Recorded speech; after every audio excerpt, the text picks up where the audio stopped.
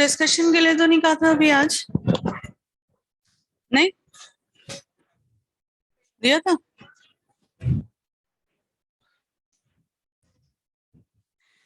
A section B section किया है क्या? कब तक कर लोगे?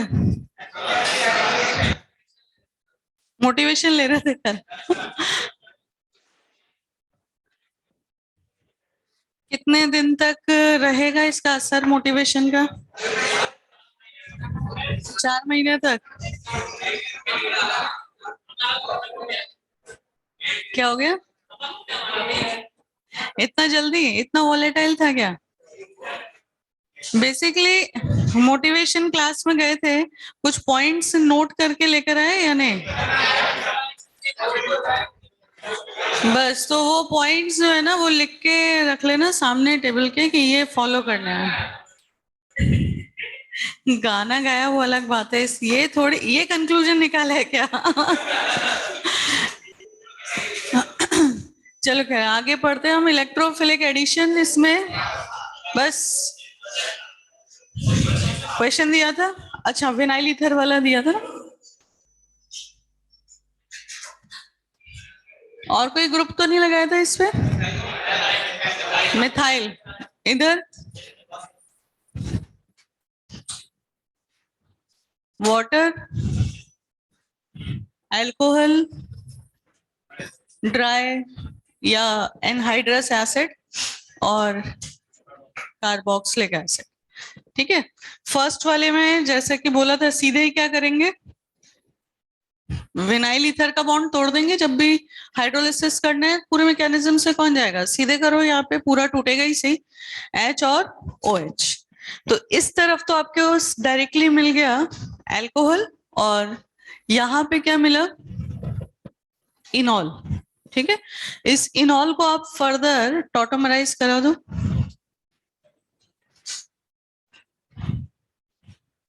तो ये क्या मिल गया, एल्डिहाइड। यही बना है, मतलब अगर किसी ने बनाया है तो। नंबर 2, अगर आप अल्कोहल का अटैक कराते हैं तो मैकेनिज्म से ही करना है, क्योंकि यहाँ पे कार्बोकेटाइन जो है, मतलब वो तो प्लस एम के पास ही बनेगा। फर्दर जब अल्कोहल अटैक करेगा, डायरेक्ट लिख दें क्या जुड़ेगा, OR, क्योंकि H प्लस तो चला जाएगा ना सेकेंड स्टेप में। तो यहाँ पे मिथाइल था, OR। एक कार्बन पे अगर 2 ईथर हैं और वाटर नहीं है, हम हाइड्रोलिसिस नहीं कर रहे इसीलिए एनहाइड्रस मीडियम लिया था। ठीक है, तो एसिटल जो है वो स्टेबल रह सकता है, पर हेमी एसिटल कभी स्टेबल नहीं होता। क्लियर? तो यहाँ पे जो कंपाउंड बना, इसमें कौन सा फंक्शनल ग्रुप मौजूद है, एसिटल। क्लियर? अगले में भी यही करना है, इसी कार्बोकेटाइन पे अटैक करा तो एसिड का, तो क्या बन जाएगा, OCO। कोई भी आपके पास ऐसा रिएजेंट है ना जिसके पास H प्लस है, तो उसकी एक कॉमन बात क्या होती है, H प्लस तो निकालेगा इसे, क्योंकि ऑक्सीजन अपना लोन पेयर देगा तो पॉजिटिव चार्ज रखेगा, और उस प्लस को न्यूट्रलाइज करने के लिए, हटाने के लिए वहां से H प्लस निकल जाए। तो आप डायरेक्ट कर सकते हो अगर प्रोडक्ट बनाना है। हाँ, मैकेनिज्म पूछा है तो फिर एक हमने एग्जाम्पल किया भी था कंप्लीट मैकेनिज्म से। क्लियर यहाँ तक सबको? ठीक है, तो बस यही ध्यान रखना है कि वाटर अगर है तो आपको पूरे मैकेनिज्म से नहीं जाना, सीधे आप विनाइलिक पोजीशन और ईथर वाला बॉन्ड तोड़ देंगे। और अगर दूसरा कोई रिएजेंट है तो फिर आप मैकेनिज्म से जाए।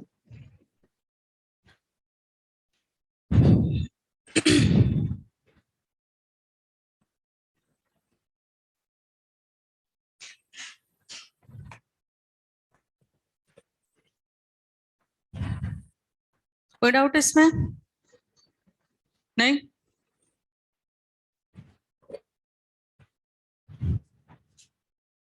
तो बहुत ज्यादा टाइम हम इस पे वेस्ट नहीं करेंगे। टाइप 1 में सब में यही होगा। टाइप 1 वाले चाहे आप वाटर एडिशन कराओ, चाहे अल्कोहल एडिशन या एसिड का ही एडिशन क्यों ना कराओ, वाटर एडिशन से अल्कोहल बनता है इन जनरल। यहाँ पे तो अल्कोहल बना था पर वो इनॉल बना था, इसलिए टॉटोमराइज कराना पड़ा। अल्कोहल के एडिशन से क्या बनेगा, इसको मत देखो, अल्कोहल के एडिशन से नॉर्मली क्या बनेगा, एल्कीन पे। ईथर बनेगा ना, OR अटैक करेगा तो। और एसिड के एडिशन से क्या बनेगा, एस्टर बनेगा। भैया आप H प्लस हटा दो, जो रिमेनिंग ग्रुप है उसको अटैक कराओगे ना, तो ROH में से OR आएगा, RCOOH में से OCOR आएगा। ठीक है, जरूरत है क्या इनके एग्जांपल्स शीट से कर लेना, अगर इनके एग्जांपल्स करने भी हैं तो हम बेसिकली टाइप 2 मैकेनिज्म पे आते हैं। हो गया कंप्लीट, इधर पीछे लिख लिया सबने।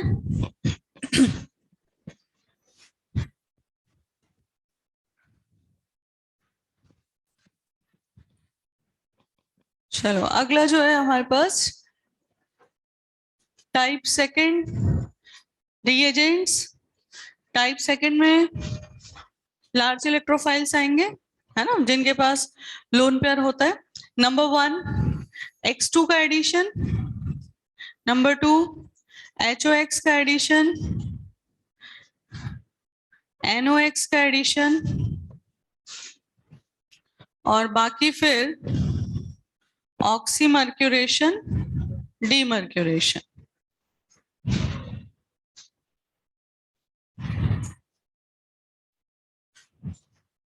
एक और प्रोसेस होता है पर वो इस फॉर्मेट में नहीं आएगा, B2H6 का एडिशन, मतलब हाइड्रोबोरेशन ऑक्सीडेशन, वो अलग से ही बताएंगे क्योंकि उसमें डिफरेंट है, वहां पे इनके जैसे कोई इलेक्ट्रोफाइल जनरेट नहीं होता।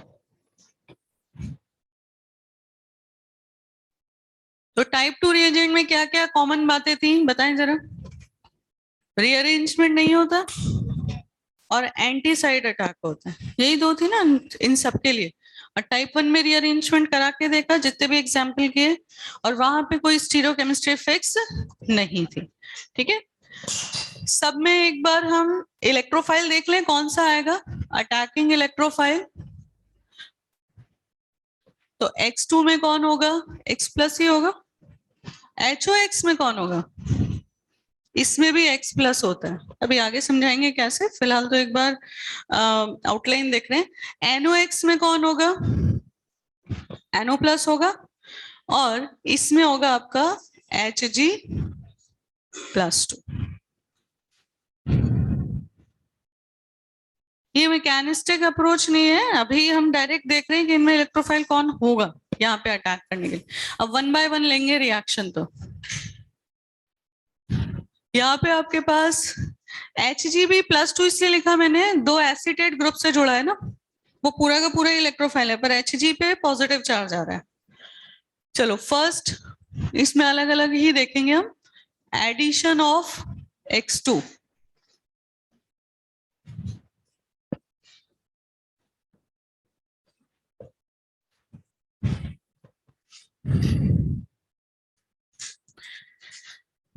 रिएजेंट क्या क्या लेते हैं हम, Cl2 या Br2। ठीक है, यहाँ पे एक सॉल्वेंट लिया जाता है, सॉल्वेंट हम क्या लेते हैं जनरली, CCl4। ठीक है, तो यहाँ आपके पास रिएजेंट क्या रहेगा, Cl2 या फिर Br2 प्लस सॉल्वेंट CS2 भी ले सकते हैं, CCl4 भी ले सकते हैं। ठीक है, अब मेन तो इनके एडिशन की बात करनी है। आपके पास है यहाँ पे RCH डबल बॉन्ड CH2, आपने लिया X2 जो भी सॉल्वेंट है, तो इसमें पोलैरिटी तो होती नहीं है, पर इंस्टेंटेनियस डाइपोल तो सभी में होता है ना, मोमेंटरीली जो क्रिएट होता है। तो बस उसी बात का फायदा उठाएंगे, जब इस पे पॉजिटिव चार्ज क्रिएट होगा, partial positive and partial negative, उसी दौरान अटैक कर देगा डबल बॉन्ड, ये निकल जाएगा।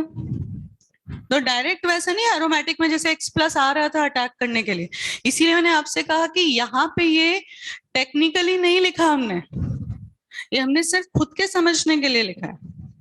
समझ रहे, टेक्निकली मतलब ऐसा नहीं है कि X प्लस जनरेट हो रहा है, जैसे आपने इलेक्ट्रोफिलिक सब्स्टिट्यूशन में देखा था, क्योंकि वहां AlCl3 लेके चल रहे थे, लेस एसिड लेके चल रहे थे, तो उसका फंक्शन क्या होता है, X माइनस को निकालना, तो वहां X प्लस जनरेट होता है, या X प्लस डायरेक्टली कोई जनरेट नहीं होता है। क्लियर ये पॉइंट सबको, तो मैकेनिज्म से समझेंगे तो डायरेक्ट अटैक होगा। क्लियर, अब देखो यहाँ पे अटैक तो हमने करा दिया, लेकिन नॉर्मल कार्बोकेटायन तो नहीं बन पाएगा,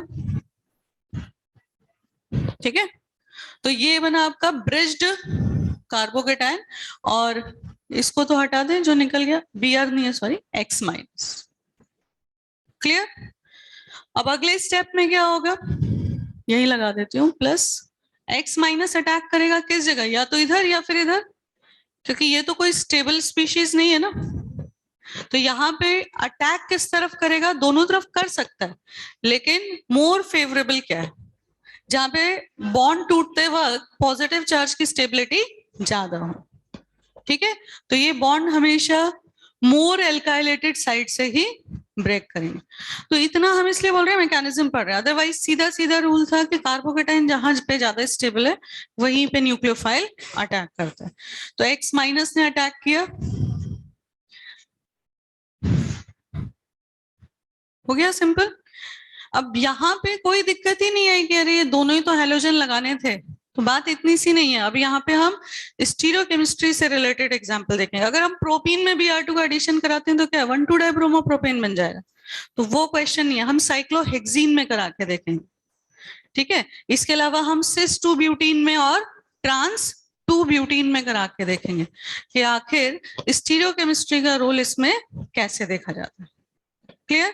ये मैकेनिज्म सिर्फ इसलिए लिखा ताकि हम इसको बता सकें कि इलेक्ट्रोफाइल X2 ही था, प्रॉपर देखा जाए। एक काम करते हैं, इससे कंफ्यूजन होगा, आप भी काट ही दो, इसको मिटा देते हैं।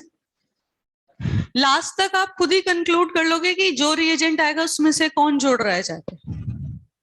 ठीक है, उसको हटा ही देते हैं हम। क्यों हटा रहे हैं? बिकॉज मान लो कि आपसे अटैकिंग इलेक्ट्रोफाइल पूछ ही लिया जाए तो आप X प्लस नहीं बता दो। कौन है यहाँ पे इलेक्ट्रोफाइल? X2 ही है, ओवरऑल X प्लस क्रिएट ही नहीं हुआ। इसलिए वो ट्रिकी बातें जो हैं इसीलिए मैं नहीं बताती हूँ, तो ही बेहतर रहता है। मतलब ट्रिक्स नहीं लगानी चाहिए, प्रॉपर जो टेक्निकल सही चल रहा है वही चलाओ। लिख लें इतना जल्दी से।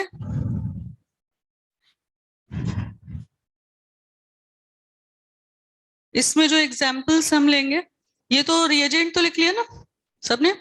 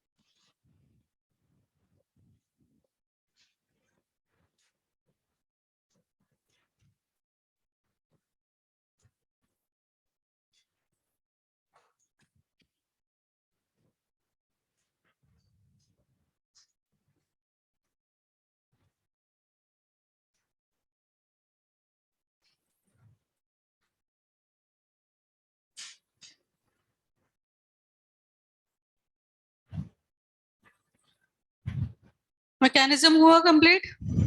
ठीक है, अब फर्स्ट एग्जांपल देखें। आपके पास जब डबल बॉन्ड रिंग के अंदर है, तो जब आप इस पे अटैक कराएंगे तो इस बार फ्री रोटेशन नहीं होगा। जैसे मैंने आपको पिछली बार मैकेनिज्म लिखते वक्त बताया था कि यहाँ हमने एंटी अटैच कर भी दिया, तो बीच में तो सिग्मा बॉन्ड है ना, तो इस ओरिएंटेशन का मतलब क्या रह गया? ये तो रोटेट करके सेम साइड में आ सकता है। तो ओरिएंटेशन का मतलब बस इस प्रोसेस तक है कि यहाँ पे एंटी साइड अटैक होगा। ठीक है, लेकिन अगर साइक्लिक कंपाउंड लेते हो तब तो ये बात क्लियर है कि जब एक तरफ आप Br प्लस जोड़ देंगे तो दूसरा जो अटैक करेगा वो एंटी साइड से ही करेगा। जैसे साइक्लोहेक्सेन, अगर आपके पास हेक्सीन इस प्लेन में है, ऊपर आपने ब्रिज्ड बना दिया, तो दूसरा ब्रोमीन तो नीचे से ही आएगा ना अटैक करने, तो एक वेज पे मिलेगा तो दूसरा डैश में। तो हमेशा ट्रांस प्रोडक्ट बनेगा इसमें, कभी दोनों ब्रोमीन सेम साइड नहीं आ सकते। तो अब प्रोडक्ट कितने बनेंगे अगर ये सवाल है? बिल्कुल, प्रोडक्ट तो फिर भी दो ही बनेंगे। सिस और ट्रांस में से एक ही बन रहा है, पर ये ऑप्टिकली एक्टिव है ना, तो एक इसकी मिरर इमेज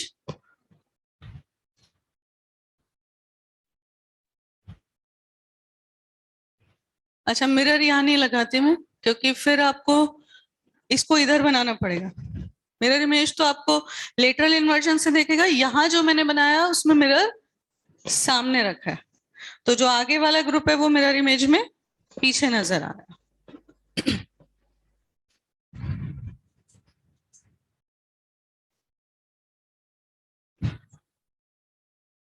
ठीक है, तो एक चीज तो फिक्स हो गई कि प्रोडक्ट तो हमेशा क्या बन रहा है इसमें, ट्रांस, तो एंटी एडिशन हो रहा है। अगर दोनों तरफ से एडिशन हो सकता तो 4 प्रोडक्ट बनते, एक बार दोनों वेज पे, 4 नहीं 3 ही बनते, वो मीजो हो जाता ना, तो उसका कोई मिरर इमेज नहीं आता। पर कुल मिला के सिस और ट्रांस दोनों बन सकते थे, पर यहां से ये चीज फिक्स हुई कि अटैक ऑलवेज एंटी साइड हो। क्लियर।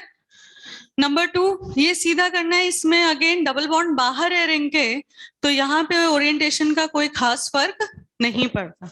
एक ब्रोमीन इसमें आएगा, एक इसमें आएगा, ठीक है, इसमें रीअरेंजमेंट तो कुछ कराना ही नहीं होता, तो इसमें फर्क पड़ता है क्या ब्रोमीन को हम अपोजिट ही जोड़ के दिखाएं। कितने प्रोडक्ट बनेंगे, 2 बनेंगे ना, ये कायरल सेंटर तो है ना, ये ब्रोमीन वेज पे भी आ सकता है, डैश पे भी आ सकता है। कुल मिला के जब एक कायरल सेंटर है तो ओरिएंटेशन तो 2 ही पॉसिबल होंगे। क्लियर। अब ये थर्ड वाला समझेंगे आप।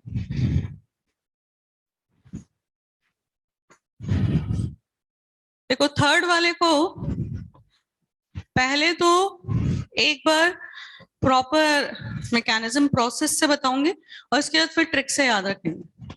प्रोसेस एक बार देख लेने से बस सेटिस्फेक्शन हो जाता है कि अच्छा ये ऐसे प्रोडक्ट बन रहा है, बाकी काम हमें ट्रिक से ही करना है। ठीक, ये आपका है सिस 2 ब्यूटीन। ठीक है, अब सिस 2 ब्यूटीन को अगर मुझे न्यूमैन प्रोजेक्शन पे दिखाना है तो कैसे दिखाएंगे, क्योंकि हम तो हमेशा किसको दिखाते हैं, sp3 कार्बन गैलॉन, तो कोई बात नहीं, इधर से देखेंगे तो मिथाइल के पीछे मिथाइल होगा और H के पीछे H होगा, यही है।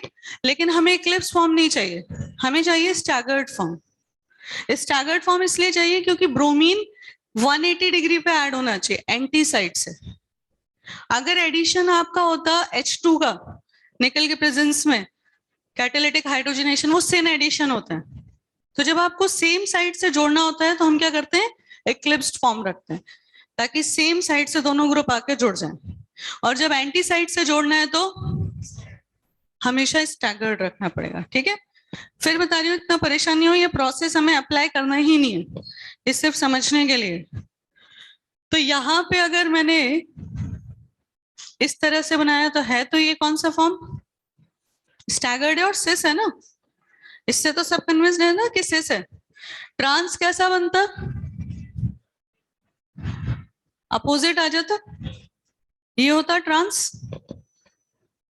क्लियर यहां तक सबको, ये है सिस 2 ब्यूटीन, तो ये है ट्रांस 2 ब्यूटीन।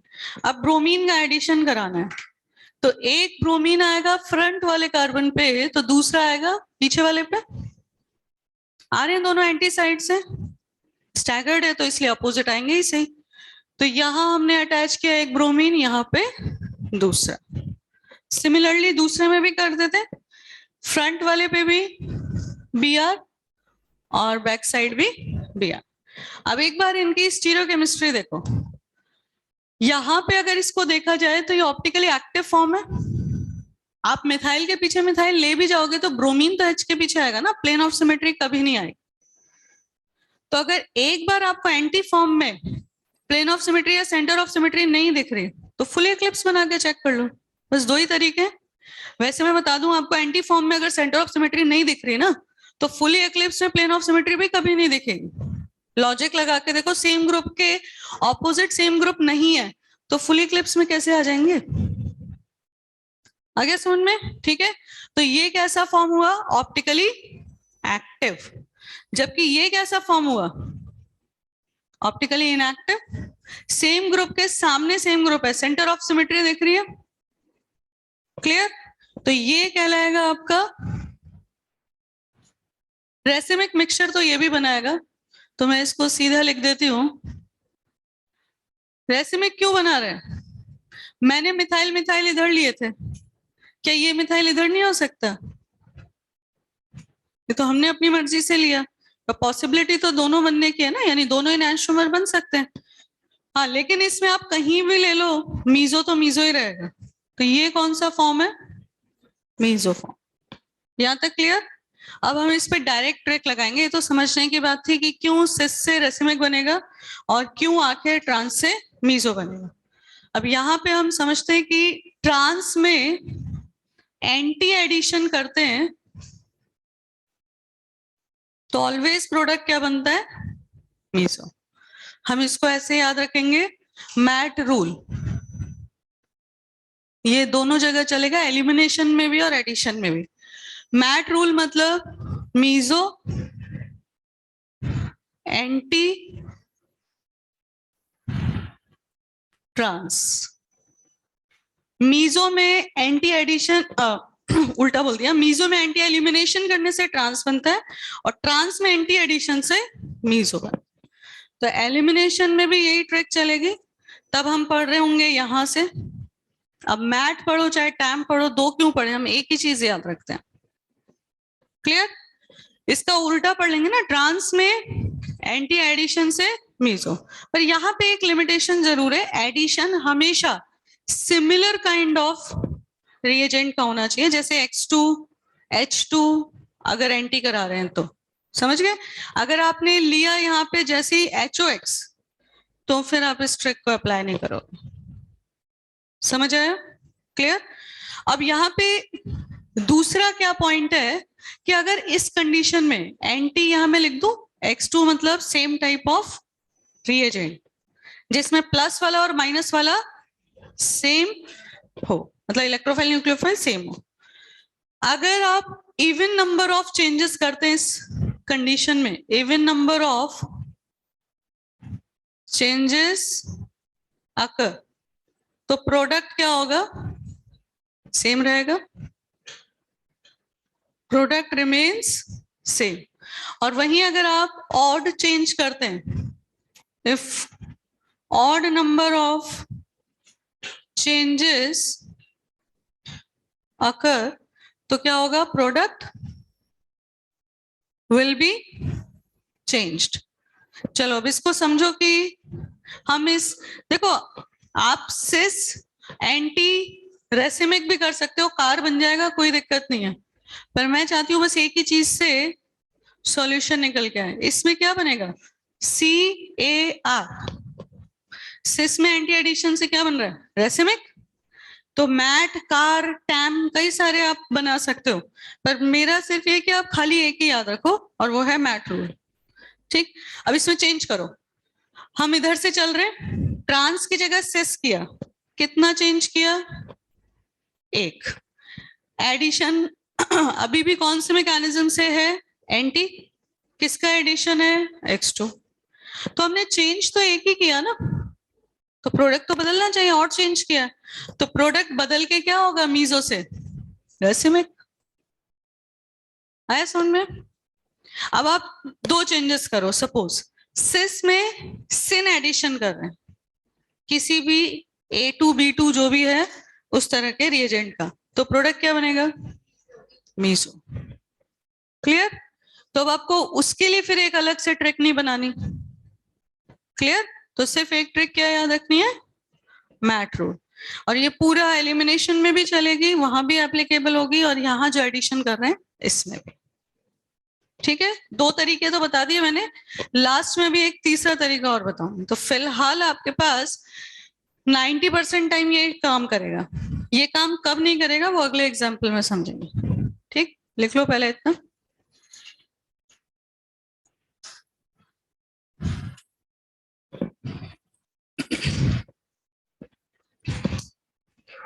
यहाँ प्रोडक्ट लिख देती हूँ मैं।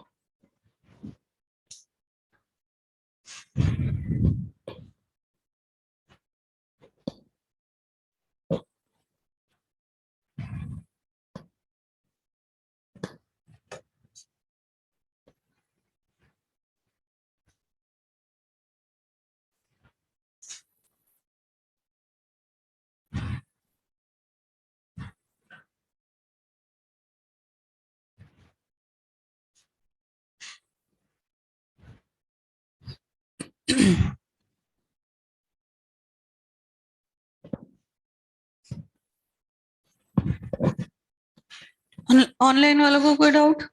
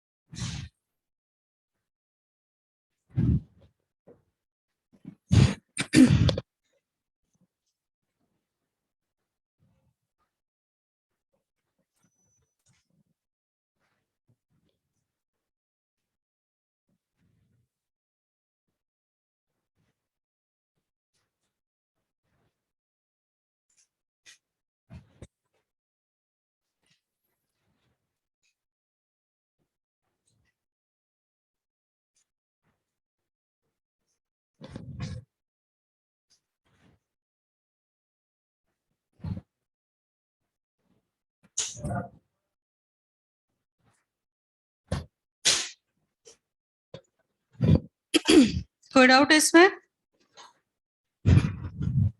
कहाँ तक लिखा है? ये कंप्लीट हो गया?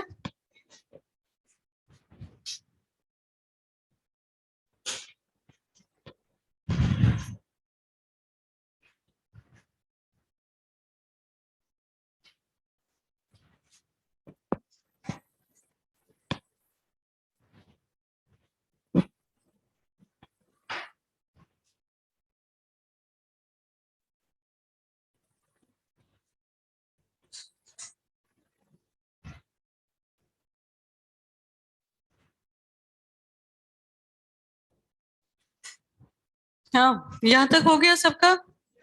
ठीक है।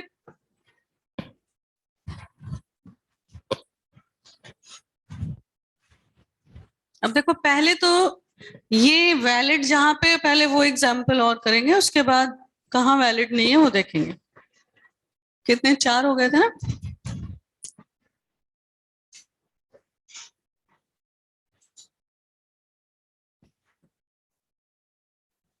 Cl2 ले लेते हैं इस बार।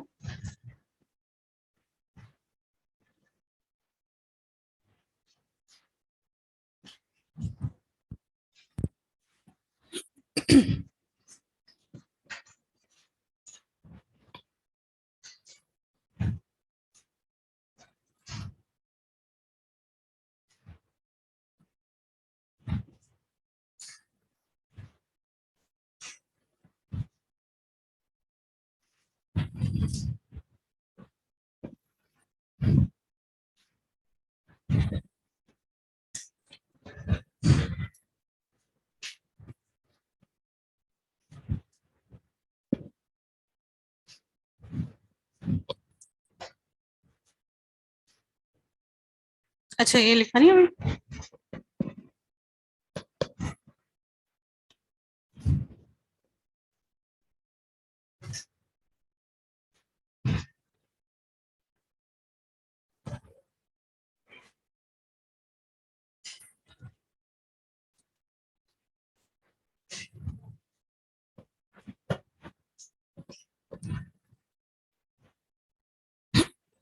हुआ कंप्लीट? चलो अब लिखना बंद करो, समझो अब इस पॉइंट को। ये दोनों एक साथ देख भी पूछ सकते हैं कि इस कंपाउंड से सपोज एक्स प्रोडक्ट बन रहा है, इससे वाई, तो एक्स और वाई में रिलेशन क्या है?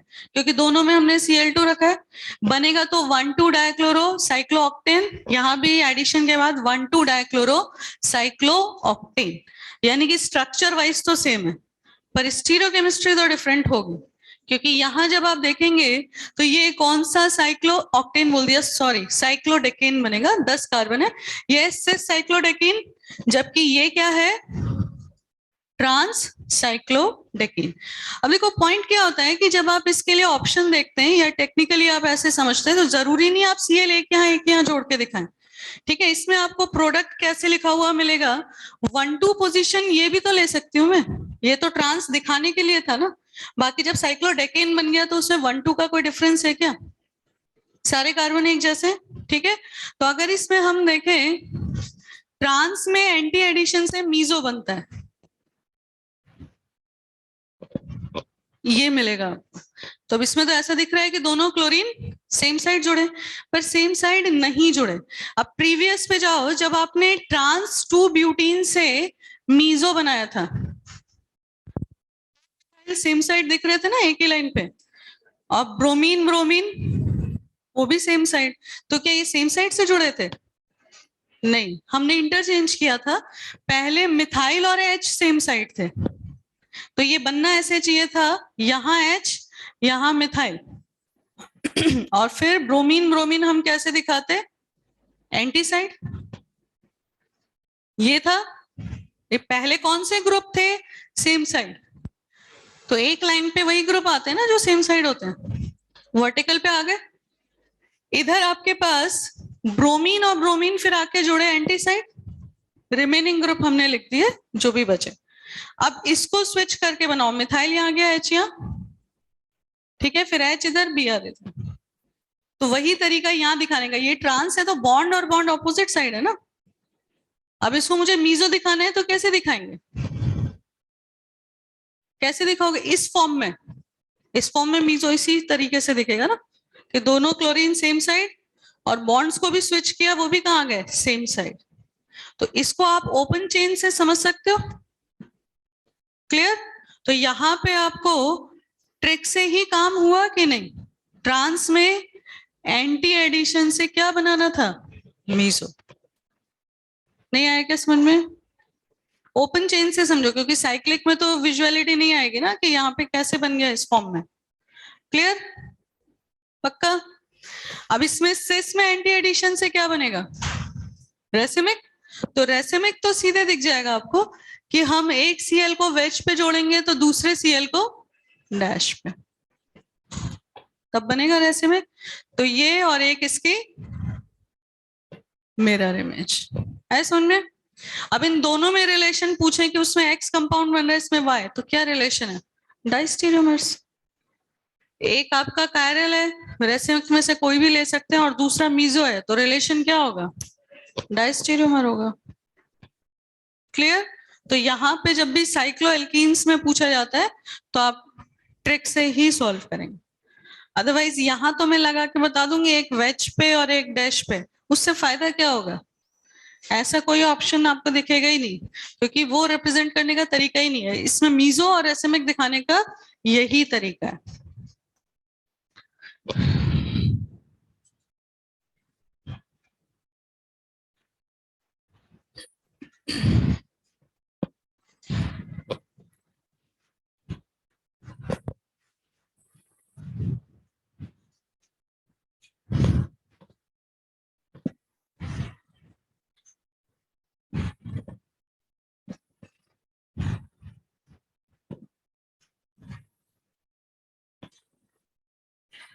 कोई डाउट,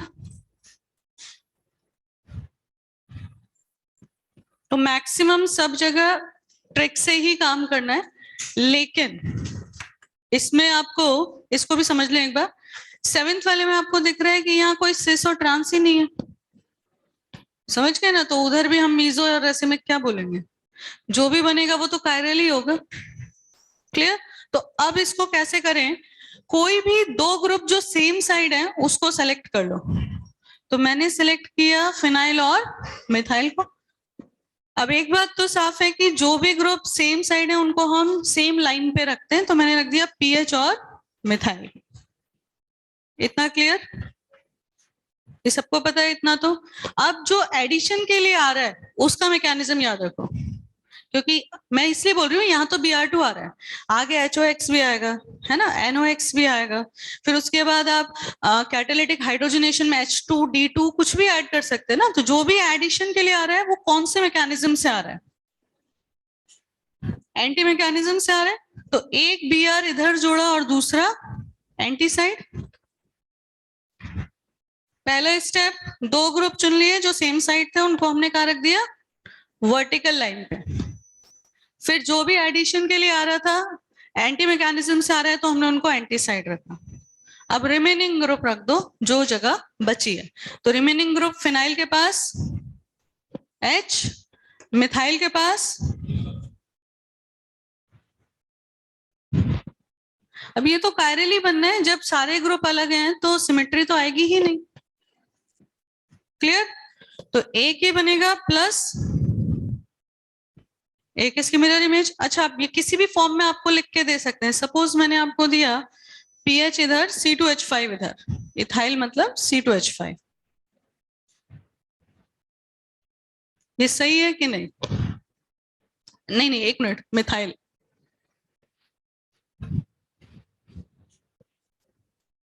सही है, उसी को ही तो स्विच करके बनाया। आया समझ में? क्लियर? तो वही फॉर्म हम इससे पहले एग्जाम्पल में भी देख रहे थे, और जो लास्ट उसमें देखा था ट्रांस 2 ब्यूटीन में, उसमें भी यही करा था। तो कुल मिला के इनको तो एंटी साइड से जोड़ना है। फिर आपने ये बना लिया, तो इससे मैच करके ऑप्शन में और भी कोई है तो चेक कर लो। क्लियर हो गया? ठीक है, तो यही थी लास्ट इसके लिए ट्रिक कि अगर आप मैट रूल भी नहीं लगाते, उस पर भी ये रूल लगा सकते हो।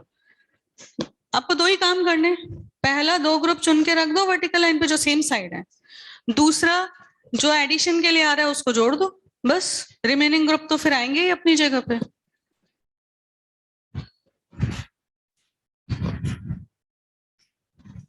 क्लियर कि नहीं?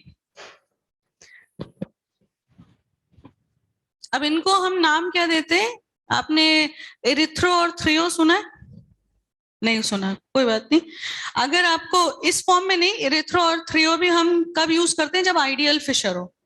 आइडियल फिशर कैसे बनेगा? जब इथाइल नीचे जाएगा। दूसरा एग्जांपल ले लेती हूँ, इसको छोड़ते हैं।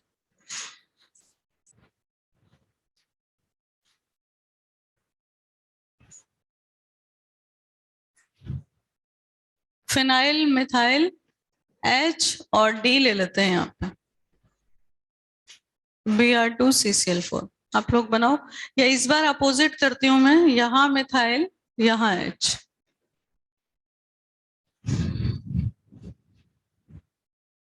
अब आप लोग बना के पहले प्रोडक्ट दिखाएं, उसके बाद हम देखेंगे इरिथ्रो है कि थ्रियो है।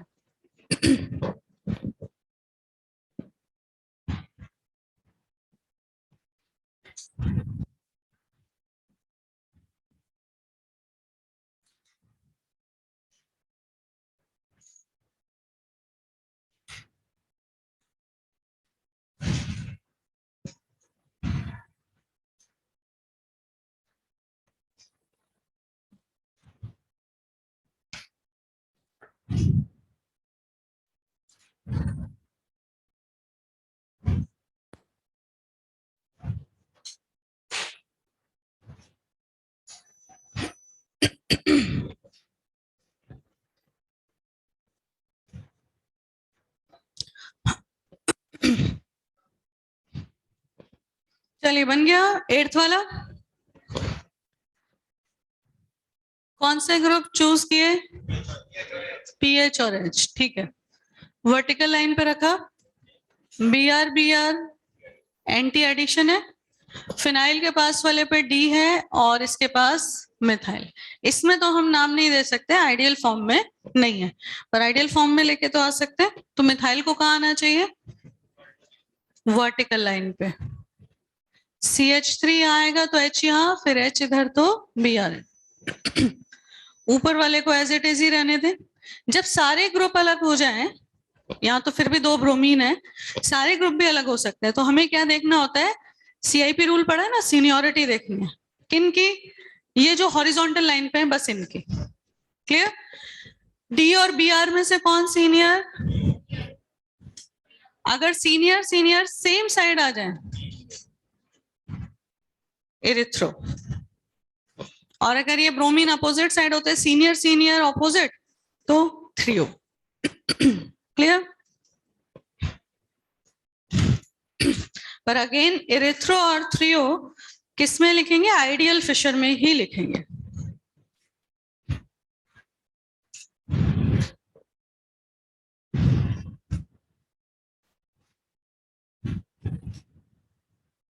ठीक है, थ्री ओ तो बताने की जरूरत नहीं, इसका उल्टा थ्री ओ ही होगा।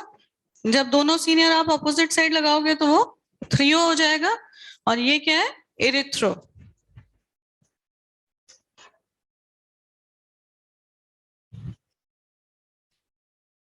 नाइन्थ और टेंथ भी एंटायरली डिफरेंट एग्जाम्पल है। ऐसा नहीं है कि दोनों जगह ब्रोमीन ऐड करके टेट्रा ब्रोमो प्रोडक्ट बना दें, नहीं। इधर समझाती हूँ मैं ऊपर।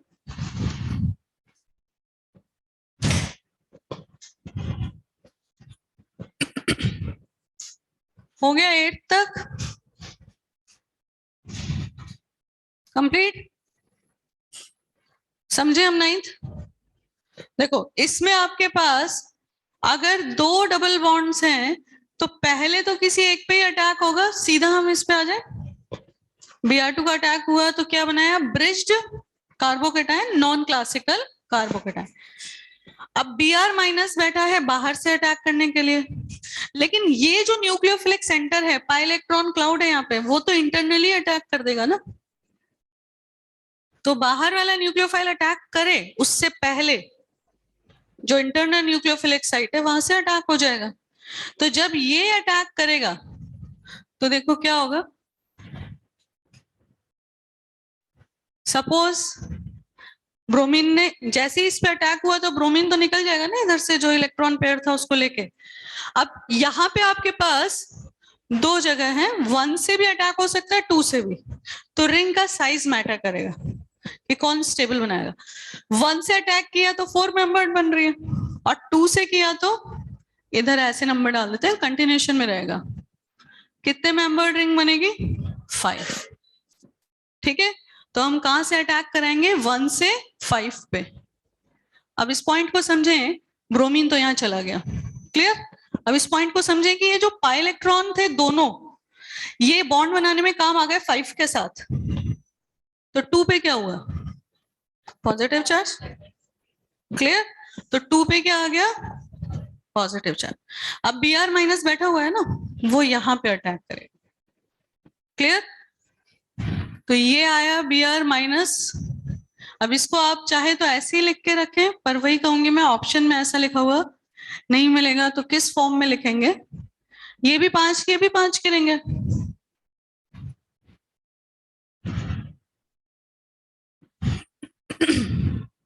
बोलो सही है कि नहीं, ठीक है, क्लियर। तो जब भी आपके पास अगर दो आपको दिख रहे हैं कि पहले से ही रिएक्टेंट में दो न्यूक्लियोफिलिक सेंटर्स हैं, तो सीधा प्रोडक्ट मत बनाना। पहले आप नॉर्मल इसको आप खुद से करेंगे, 10th वाले को सेम वही प्रोसेस है, पर इस बार अटैक कौन करेगा इंटरनली, नाइट्रोजन। इंटरनल कौन बैठा है अटैक करने के लिए, नाइट्रोजन।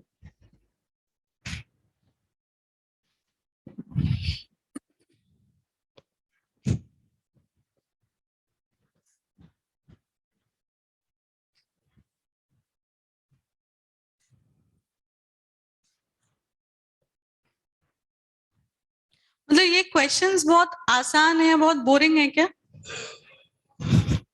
मतलब मुझे तो लगता है कि यार काफी चैलेंजिंग है। फिर कुछ लोगों को बहुत नींद आती रहती है, उनको देख के मुझे भी नींद आती रहती है फिर।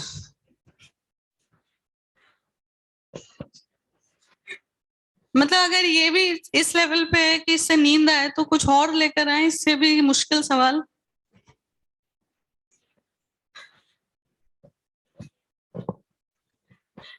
कुछ लोग ऐसे नहीं समझ रहे क्या है इसमें, ऐसे ही सवाल है तो नींद आ रही है हमें तो ये करने में।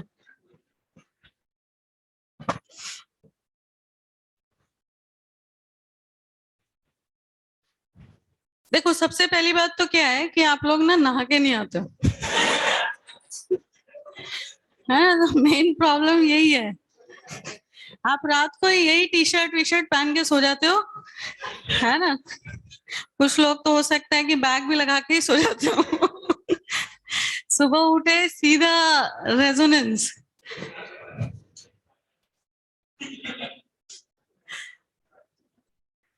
और क्या, लड़कों के तो बाल वाल भी बनाने की दिक्कत नहीं है, पता ही नहीं चलता बाल बनाए भी है कि नहीं। कुछ के खड़े हैं बाल तो ऐसे ही है, कुछ ने बहुत छोटे करा रखेंगे, अरे ठीक है ऐसे ही डिजाइन में कटा लो, कहाँ फर्क पड़ता है।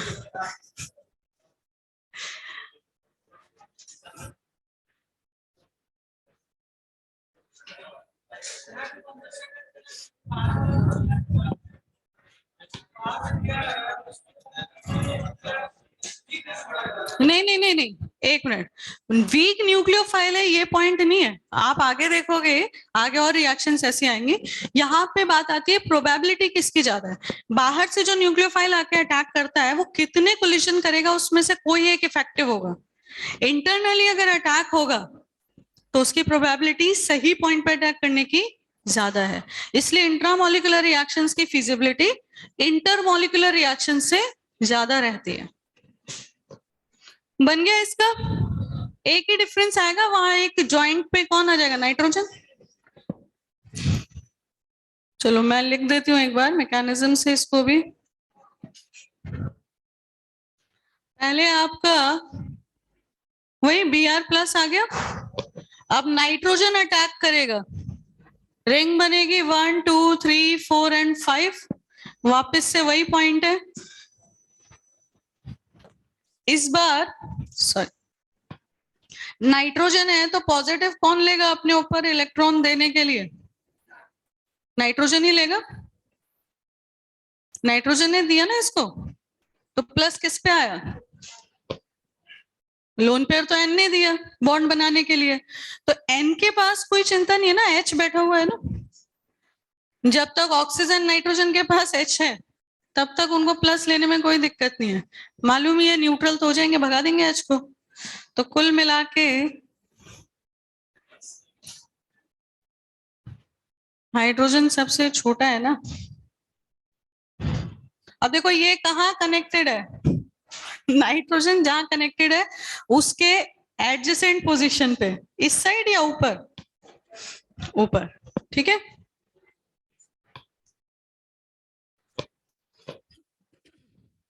तो यहाँ पे तो Br- का पॉइंट ही नहीं आया अटैक करने का, क्योंकि कार्बोकेटाइन तो बना ही नहीं कि Br- अटैक भी करता।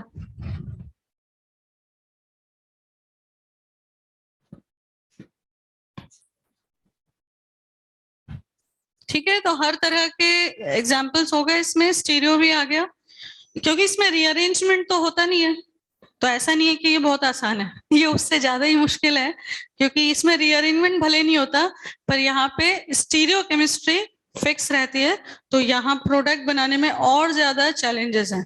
अगर अब देखो ये भी समझ लिया ना आपने, अगर मैं बोलती 2 ब्यूटीन खाली, उसमें ब्रोमिनेशन कराओ, तो कोई मतलब था क्या मीजो बनाएंगे या रेसिमिक बनाएंगे, जब हमने स्टीरियोकेमिस्ट्री फिक्स करके दी कि सिस 2 ब्यूटीन में एडिशन करो, तब आपने रेसिमिक बनाया, या ट्रांस 2 ब्यूटीन में एडिशन करो तब आपने मीजो बनाया।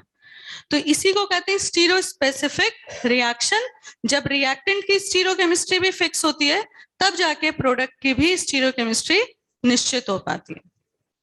क्लियर ये पॉइंट सबको, तो इसीलिए वहां पे बोला था मैंने मैकेनिज्म में कि एग्जाम्पल से ही क्लियर होगा कि स्टीरियो स्पेसिफिक किसे कहा जा रहा है। कोई डाउट अब यहां तक चेक कर लो। चलो ये तो हो गया कंप्लीट।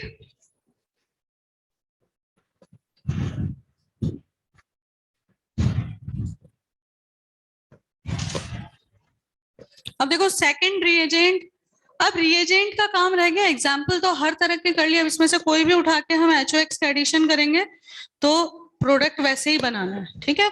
तो दूसरा क्या लिया था, एडिशन ऑफ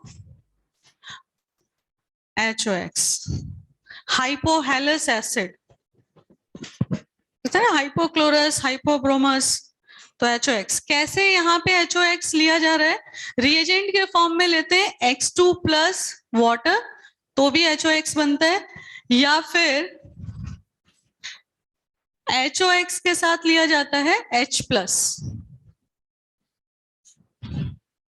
X2+ H2O से भी HOX वाली ही एडिशन मिलेगी। क्लियर, तो रिएजेंट दोनों में से कोई भी हो, एक पे OH जाएगा दूसरे पे X जाएगा, इसको भी समझाऊंगी अभी एग्जाम्पल से। फिलहाल इसकी बात करें, अगर HOX के साथ H+ लिया है तो यहाँ पे क्या बनेगा, H2O ऑक्सीजन पे प्लस आया, बस तो ऑक्सीजन का अगला कदम क्या होता है, बॉन्डिंग पेयर ऑफ इलेक्ट्रॉन छीन के निकल जाएगा। तो बेसिकली ये क्या बन गया, आया ना। तो X2 से X प्लस मिल जाता है और H2O वहां पे न्यूक्लियोफाइल होता है। इसीलिए हमने HOX में ट्रिक अगर देखी तो HOX में X प्लस किया था और OH माइनस किया था, तो वो सिर्फ ट्रिक है, टेक्निकल टर्म यही यूज करेंगे। समझ में आया, ठीक है। अब एडिशन करते हैं। सपोज हमारे पास है मिथाइल साइक्लोहेक्सीन। अच्छा ये भी ध्यान रखना, ये आपको H प्लस लिख के नहीं देते, आपको देंगे सीधे HOCl। तो आपको मान के चलना है कि HOCl H प्लस के ही साथ है, तो Cl प्लस मिलेगा और OH minus. Clear.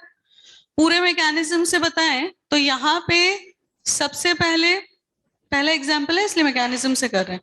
Cl plus आ गया, मतलब यहां तक का मैकेनिज्म नहीं लिख रही हूं, क्लियर ये। अब आप ऐसे सोचो, मान लो कि मिथाइल अगर वेज पर है, ऊपर है, तो ये ब्रिज कहां बन रहा होगा, नीचे। क्लियर।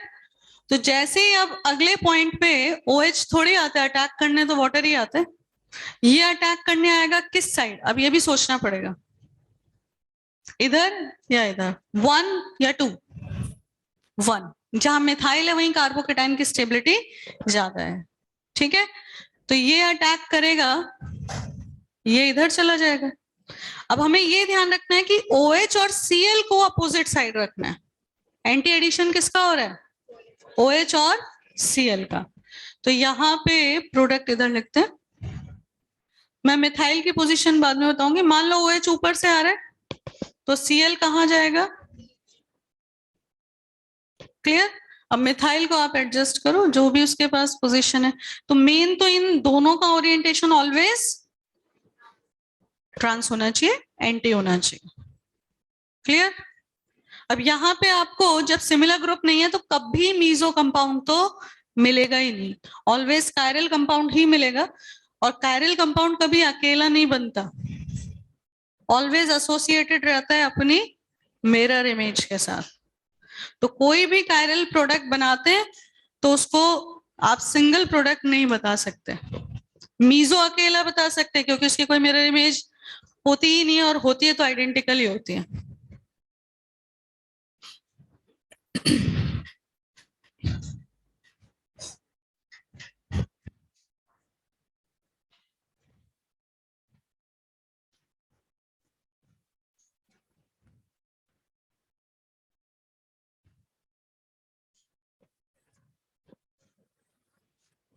ये समझ आ गया सबको।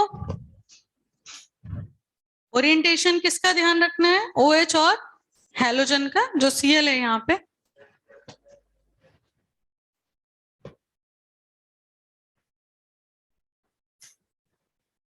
चलो मिथाइल और इथाइल ले लेते हैं, HOBr।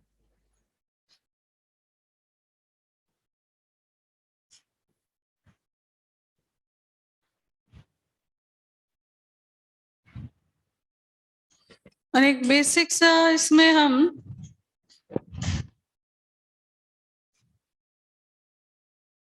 Br2, उसके बाद H2O लिया हमने, मिथेनॉल लिया हमने, लिया NaI ले लिया।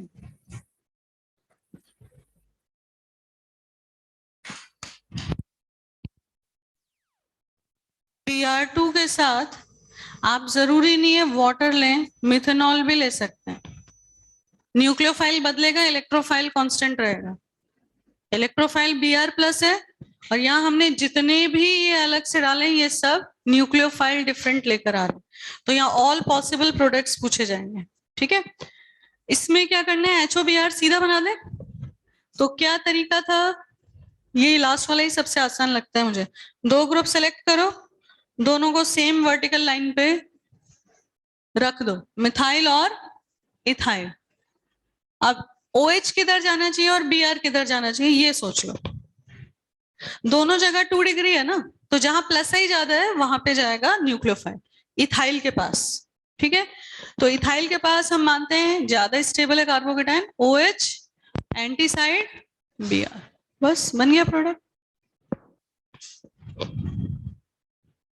जब कार्बोकेटाइन की डिग्री सेम हो, रेजोनेंस नहीं हो रहा है, नॉर्मल एल्काइल है, दोनों 2 डिग्री, तो अल्फा H नहीं देखना, प्लस I देखना है।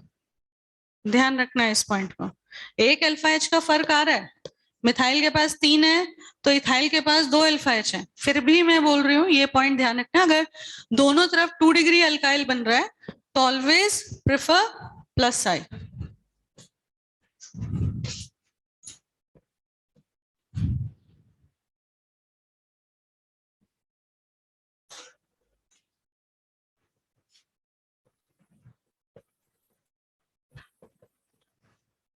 अब इसमें अगर हमसे पूछा जा रहा है कि सारे प्रोडक्ट्स बनाओ, ऑल प्रोडक्ट्स, समझ लें एक मिनट, बस एक ही पॉइंट इसमें ध्यान रखना है कि इलेक्ट्रोफाइल एक ही रहेगा, न्यूक्लियोफाइल बहुत सारे हैं, ठीक है। तो इलेक्ट्रोफाइल कौन है, यही है, बाकी तो देखो न्यूक्लियोफाइल है वाटर, मिथेनॉल भी न्यूक्लियोफाइल है, Cl माइनस लेके आ रहा है ये, और ये I माइनस, तो इलेक्ट्रोफाइल सिर्फ Br2 के पास है, बाकी सबके पास न्यूक्लियोफिलिक सेंटर है। तो यहाँ पे आपके पास पहला जो इंटरमीडिएट बनेगा वो ब्रोमोनियम से बनेगा। अब इस पे अटैक Br माइनस भी करेगा, ऑल पॉसिबल लिखा है ना, तो Br2 से भी तो Br माइनस है, ठीक। तो अब इससे हम सारे प्रोडक्ट्स अगर बनाए तो Br माइनस के अटैक से 1,2 डाइब्रोमो साइक्लोपेंटेन, वाटर के अटैक से किसी भी एक तरफ सिमेट्रिकल रखा है मैंने, बहुत ज्यादा उसको कॉम्प्लिकेट नहीं किया, किसी भी एक तरफ OH आ जाएगा। तीसरा मिथेनॉल के अटैक से कौन आएगा, OCH3। तो एक सवाल आपको मिलेगा जेई में ऐसे ही, मतलब हमें क्या दिमाग में हमेशा रहता है Br2 वाटर या Br2 CCl4, तो Br2 मिथेनॉल देके भी पूछ रखा है, सिर्फ न्यूक्लियोफाइल ही तो बदल रहा है, ठीक है। लास्ट 2 और है, NaCl से Cl माइनस, ये जरूरी नहीं है सारे यहाँ पे एक्टिव है सबके मिरर इमेज बनेंगे ही बनेंगे, तो जो मैं लगा रही हूँ एक बार ये और एक बार अपोजिट, मतलब सब में मिरर इमेज बना नहीं रहे हम, बस बता रहे हैं ये भी बनेगा। लास्ट इधर लिख देते हैं, NaI भी है हमारे पास, I माइनस,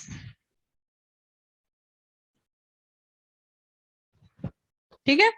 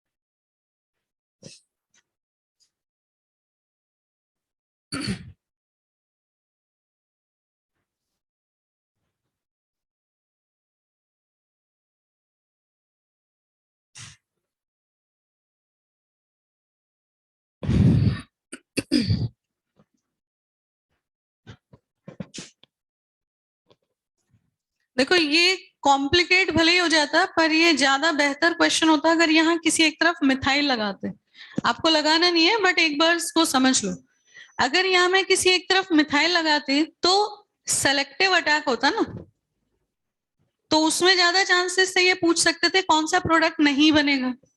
अब नहीं बनने में हो सकता है कि जैसे आपने यहाँ पे मिथाइल रखा वहां तो न्यूक्लियोफाइल अटैक करेगा, तो जैसे मान लो आपके पास Cl माइनस है तो इधर Cl इधर Br आना चाहिए, है ना। और प्रोडक्ट उल्टा बना के दे दें कि यहाँ पे तो ब्रोमीन है और यहाँ पे Cl है, क्या ये पॉसिबल होगा कभी, नहीं, इसका मतलब तो Cl इलेक्ट्रोफाइल बन गया और Br न्यूक्लियोफाइल। क्लियर? तो वहां तो मेरा पर्सपेक्टिव सिर्फ इतना था कि सारे के सारे कौन कौन न्यूक्लियोफाइल आ रहे हैं। दूसरा इसके आगे का पॉइंट क्या हो सकता है कि इलेक्ट्रोफाइल कौन है और न्यूक्लियोफाइल कौन है, तो उसमें सेलेक्टिव पोजीशन आपको दी जाएगी तभी तो फायदा है, नहीं तो इसमें तो चाहे मैं आई को ऊपर रखूं या Br को नीचे रखूं कोई फर्क थोड़ी पड़ रहा है, दोनों पोजीशन सिमेट्रिकल है। मतलब ये ध्यान रखना है कि अगर मार्कोनिकोव रूल लग रहा है तो नेगेटिव पार्ट हमेशा वहीं जाएगा जहां कार्बोकेटाइन की स्टेबिलिटी ज्यादा है। चलिए लास्ट, कौन बोल रहा है पहले तो ये बताया करो। हाँ कौन सा फर्स्ट वाला जो है यहाँ पे HOBr में, ये तो क्लियर है इसे प्लस इसे माइनस मानते हैं, ये दोनों ग्रुप सेम साइड हमने रख दिए। अब OH इधर आया Br इधर आया, ऐसा इसलिए बोला मैंने कि अगर दोनों पे सेम डिग्री का कार्बोकेटाइन बन रहा है तो जहां प्लस आई ज्यादा लग रहा है उस पे हम कार्बोकेटाइन की स्टेबिलिटी ज्यादा मानेंगे, इसलिए वहां पे न्यूक्लियोफाइल और दूसरी साइड इलेक्ट्रोफाइल। क्लियर? कोई डाउट अब इसमें? लास्ट वाला कर लो। अगेन थोड़ा सा चेंज करती हूँ मैं इसमें, एक तरफ मिथाइल लगा देते हैं क्योंकि मिथेनॉल का अटैक वहां करा के चेक तो कर ही चुके हैं कि Br2 वाटर लेते हैं तो OH और Br आता है, और Br2 मिथेनॉल लेते हैं तो OCH3 और ब्रोमीन आता है। कौन कहाँ जाएगा? डायरेक्ट अटैक करा दो, OCH3 ऊपर जाएगा। तो सपोज OCH3 डैश पर है तो ब्रोमीन कहाँ आना चाहिए? वेज।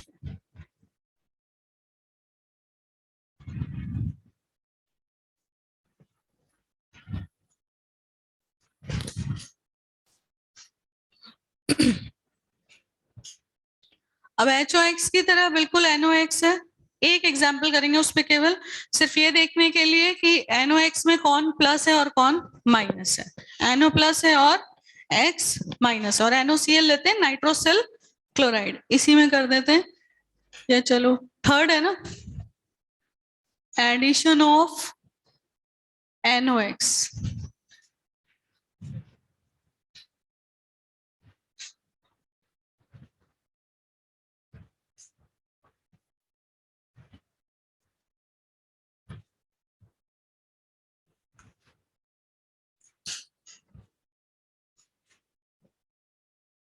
कहाँ कार्बोकेटाइन ज्यादा स्टेबल है? फिनाइल के पास, तो वहां कौन जाएगा? X minus. यही समझा देती हूँ मैं, NO प्लस है और X माइनस है। ये होगा ना, नाइट्रोसिल क्लोराइड ले लेते हैं, NOCl। जब ये टूटेगा तो इधर प्लस और इधर माइनस आएगा, तो इस बार न्यूक्लियोफाइल NO प्लस है और न्यूक्लियोफाइल Cl माइनस। क्लियर? बना दो। किस किस को रखेंगे वर्टिकल पे? फिनाइल के पास Cl पहुंचेगा तो इधर NO, HH, 3O बना के इरिथ्रो।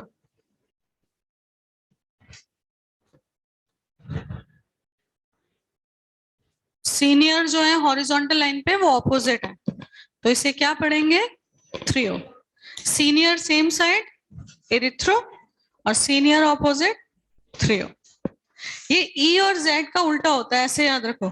E में तो हम जो ज्योमेट्रिकल पढ़ते हैं उसमें तो सीनियर को ऑपोजिट रखते हैं, है ना, E फॉर्म और Z फॉर्म। ज्योमेट्रिकल में जो पढ़ते हो तो वहां पे E क्या होता है? ऑपोजिट। यहाँ E क्या होता है? Similar side. मतलब इसको ई नहीं बोलते, लर्न करने के लिए बता रही हूँ, कोई एक कनेक्शन तो बिठाएंगे ना, क्योंकि इरिथ्रो और 3O में बार बार यही, अगर ई वो सोच लिया ऑपोजिट तो गलत हो जाएगा। तो वहां जो ई है वो ज्योमेट्रिकल है, यहाँ इरिथ्रो है, ऑपोजिट है दोनों। चलो हो गया काफी इस पे। अब आता है आपका oxymercuration demercuration. Oxymercuration and demercuration.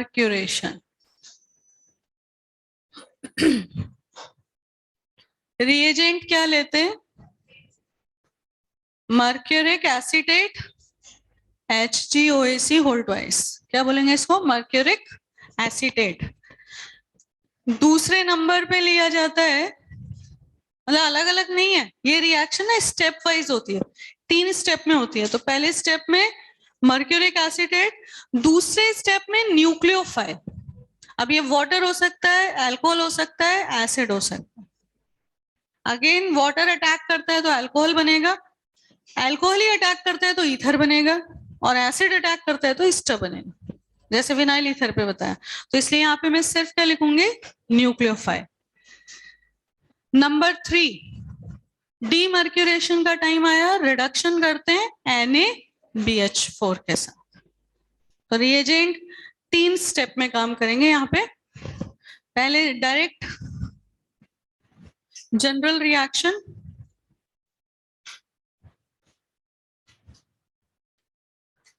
HgOAc, फिर मैंने लिया वाटर,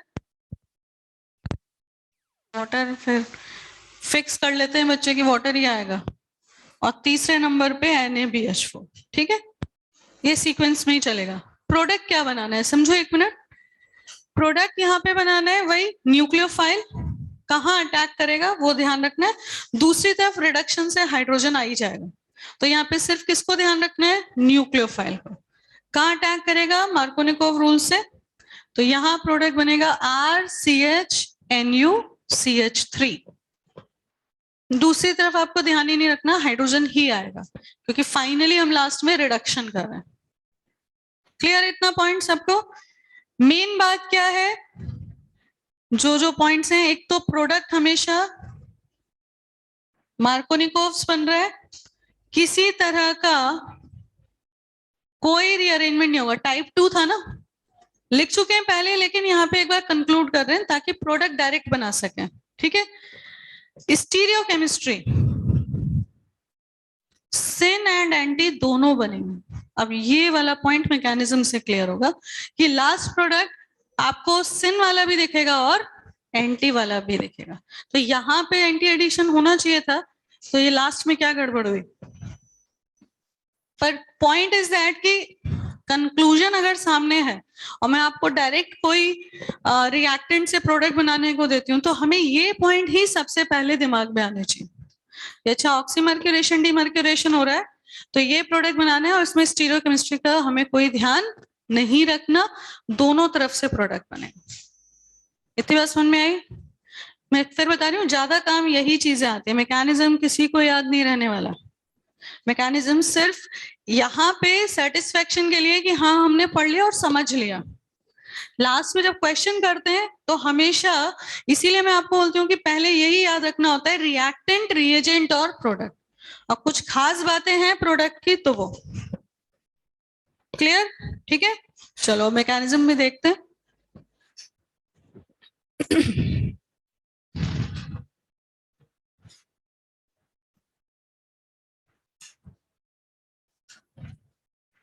तो इसमें इलेक्ट्रोफाइल हमारे पास है, एसीटेट को भी पूरा ही लिख देती हूं मैं।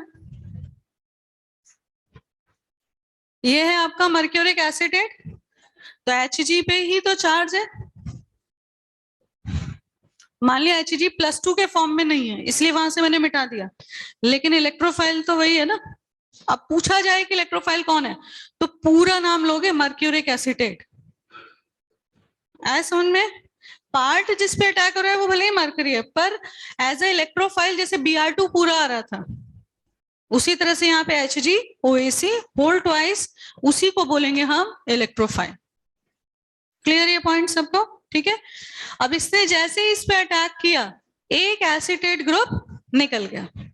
ठीक है, क्या बनेगा? ब्रिज बनेगा। ये बन गया आपका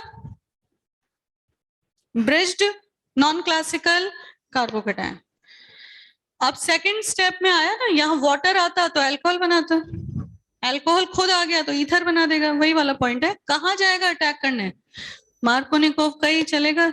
यहां तक तो एंटी एडिशन हो रहा है, यहां तक तो स्टीरियोकेमिस्ट्री क्या है, फिक्स है कि न्यूक्लियोफाइल ने अटैक किया तो ऑलवेज एंटी किया, RCHNU और CH2 पे HgOAc। बात यहाँ पे आके बिगड़ती है कि जब आपने NaBH4 से रिडक्शन किया तो H माइनस तो कहीं से भी आएगा ना, HgOC को हटा के।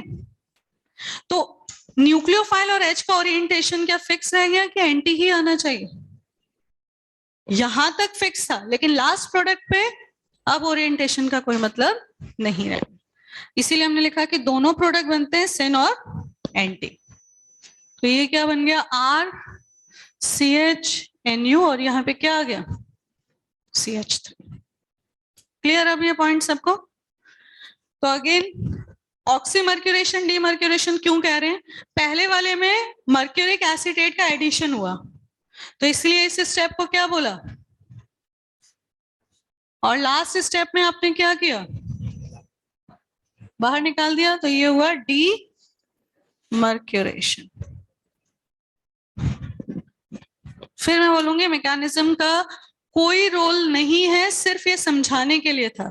अगर आप डायरेक्ट ये लर्न करते हैं सफिशिएंट है, इनफ है कि एम के प्रोडक्ट बनाना है, बिना रीअरेंजमेंट के बनाना है और सिन एंटी दोनों बनाना है।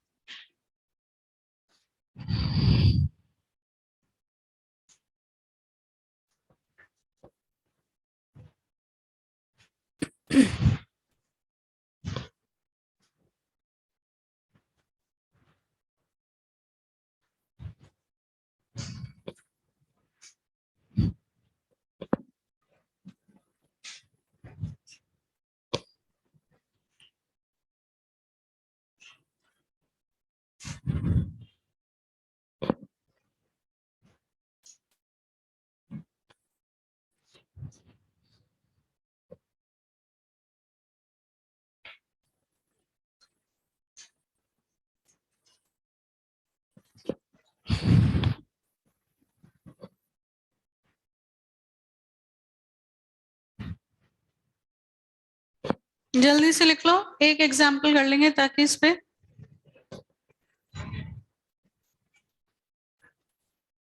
ये लिख लिया, जनरल रिएक्शन।